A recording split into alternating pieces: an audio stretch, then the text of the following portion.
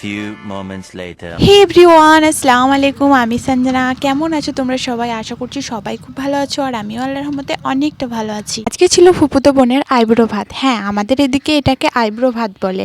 কিছু কিছু গ্রামে বা কিছু কিছু জায়গাতে আইব্রো ভাতটাকে অনেকে থুবড়ো বলে থাকে। আমাদের এদিকে এটাকে আইব্রো ভাতই বলে থাকে।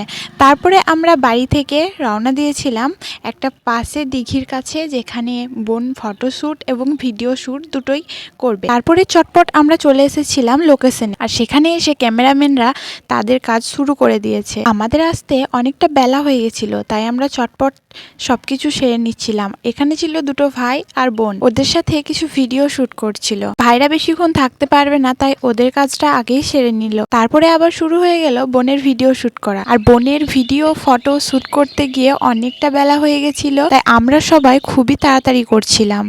তারপরে আমরা চলে গেলাম দিঘির একটা কোণে, যেখানে অনেক পানি মরে গেছিল, একদম ফাঁকা হয়ে গেছিল, আর ওখানে সবুজ সবুজ ঘাসও হয়েছিল অনেক, তাই দেখতে খুব সুন্দর লাগছিল। আর ওখানে এসে ভিডিও ফটো শ্যুট করতে আরম্ভ করে দিল। বাড়ি থেকে ফুপুরা অনেকক্ষণ ধরে ফোন করছিল, কারণ বাড়িতে গিয়ে আবার তেল ঢালার অনুষ্ঠানটা শুরু হবে। আর এদিকে বোনের ভিডিও শ্যুট করা শেষই হচ্ছিল না, একের পর এক ভিডিও শ্যুট করেই যাচ্ছিল। এদিকে আইটিজেড আলিফ কোশ্চেন করেছে, বোলপুরের কোন জায়গায় তোমার বাড়ি? বোলপুর থেকে 10-15 মিনিট লাগবে আমার বাড়ি। আমার গ্রামের নাম হচ্ছে সিয়ান। যদি কেউ চেনে থাকো অবশ্যই কমেন্টে জানাবে। আমাদের সঙ্গে যারা এসেছিল সবাই তো ক্লান্ত হয়ে গেছিল, সবাই বসে পড়েছিল, আর ও এখন বসে বসে ভিডিও শ্যুট করছিল।